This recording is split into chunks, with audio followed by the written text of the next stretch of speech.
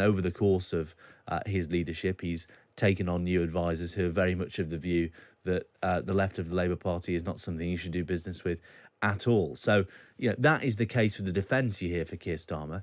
Alternatively, you may say he was single-mindedly, ruthlessly focused on winning the Labour leadership and is now single-mindedly, ruthlessly focused on becoming Prime Minister and is prepared to jettison anything that stands in his way. Today marks 4 years since Keir Starmer became leader of the Labour Party. Their position in the polls has since been transformed.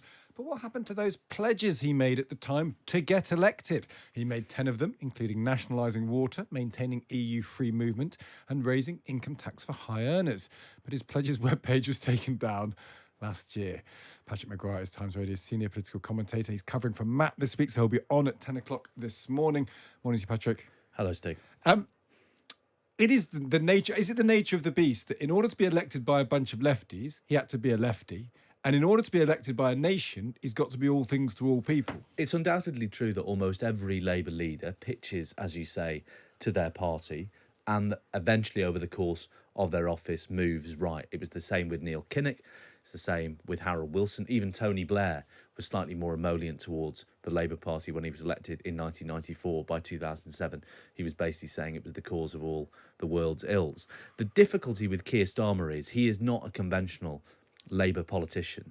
He is relatively inexperienced politically. So when he was running for the Labour leadership in 2020, he'd only been an MP for 5 years. He'd arrived in Parliament basically as a fully formed adult who wasn't connected to any Labour faction. So we have to consider an alternative, which was Keir Starmer in 2020 offered that sort of continuity Corbynism prospectus. He was talking about uniting the Labour Party because those were the things he genuinely thought he could and might want to do.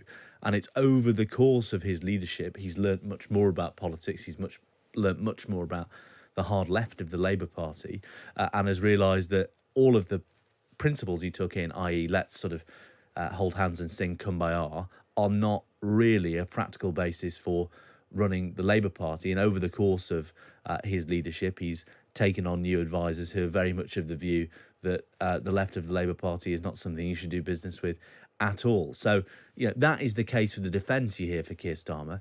Alternatively, you may say he was single-mindedly, ruthlessly focused on winning the Labour leadership and is now single-mindedly, ruthlessly focused on becoming Prime Minister and is prepared to jettison anything that stands in his way. And there are policy implications for that, aren't there? Because when he was talking to the party, he said things like, I want to raise income tax on the highest earners. He doesn't want to do that now. He wants to he said he wanted to nationalise everything, because that was very much a part of the Labour Party, the traditional union perspective. Corbyn believed it. He wanted to have common ownership of rail, mail, energy and water. He's probably only keeping rail now out of all of those. Yes, and even then it's a slightly ambiguous commitment to taking franchises back into public ownership as and when they expire. So it won't be a sort of big bang, let's renationalise the railways on day one or even day 100. The interesting thing, though, if you speak to Keir Starmer now, and it's taken him a while to perfect a line on this, he would probably say, look, I made those 10 pledges, circumstances have changed, but we're actually sort of doing most of them. We're trying to get to the sort of place we were promising, the outcome we were promising,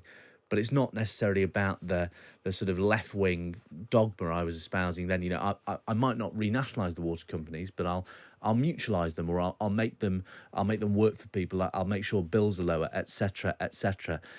He's trying to use that line now precisely because of questions like the ones you're asking, rather than, say, if you asked him 6 months ago, a year ago, he would have said quite straightforwardly, I'm quite happy to have taken those pledges around the back of the bike shed and shot them in the head because I'm all about winning. He's sort of trying to perfect a subtler line now because his strategists know that he's very vulnerable to this accusation that he doesn't stand for anything. He flip-flops. He says whatever is necessary to get elected. And that's the point, isn't it? That in a closer election, at the minute, it's not looking like a close election for reasons probably most predominantly of time, that the Tories have been in power for 14 years. So they're an easier target, really, than anyone's ever been, well, probably since Tony Blair had the easy target of the major government back in 97. It's maybe even easier than that, actually. But some people, they get in touch with this programme, I know, would say his support for Corbyn when he was in the shadow cabinet, his continuity Corbynism to become leader matters because there's a question of trust. There's a question of where is your actual political philosophy. We're about to give you the keys to the kingdom here, and you backed a guy who almost everyone agrees would have ruined the country. You now have kicked out of the party and have want nothing to do with, and yet he was your ticket for a very long time. And that does raise questions about judgment and principle. Now, they may not win the day, those questions, because of everything else that's going on, but that is a fundamental thing people have when you say the words Keir Starmer to them. Of course it does. It's a fundamental question of character, and it all comes back to what I said before about him being a relatively inexperienced and untested politician at this level. That might seem like a crazy thing to say about the leader of the Labour Party, but ultimately he's been MP for 9 years, leader of the Labour Party for 4, and in that time he's taken lots of quite contradictory positions. And as you say, if this were a closer election, Labour strategists who acknowledge that actually one of their big weaknesses is their leader, not that they want him out or they dislike him, it's just they know, they see the same focus groups and the same polling that we do, that people are unconvinced by the leader. And part of the reason for that is the perceived inconsistency. And that's why you hear Keir Starmer now not necessarily dousing the pledges he made in 2020 with petrol and disavowing them completely. It's much more of a sort of slightly more nuanced message about, well, I'm trying to do those things in a different context. But as you say, it's the character of the incoming Prime Minister that people want to know about. And I think people at the top of the Labour Party would admit they haven't necessarily perfected a way of answering all those questions. If you ask, say, Wes Streeting, the Shadow Health Secretary, he can give you a very fluent answer on why Keir Starmer has changed his mind on many different things. The great irony is Keir Starmer is the one who struggled most with explaining why he's changed his mind. Yeah. And he's had 4 years at it, and we'll see what happens. Patrick, really interesting stuff. Thank you for joining us. That's Patrick Maguire, Times Radio's senior political commentator. He's covering for Matt Chorley, and he'll be back in this studio at 10 o'clock this morning. Andrew's got in touch. Labour are canvassing in my constituency as Mansfield on the basis that a vote for reform, we were speaking to Richard Tice, the leader of Reform, is a wasted vote. That will not stop me for voting reform as they resonate with me.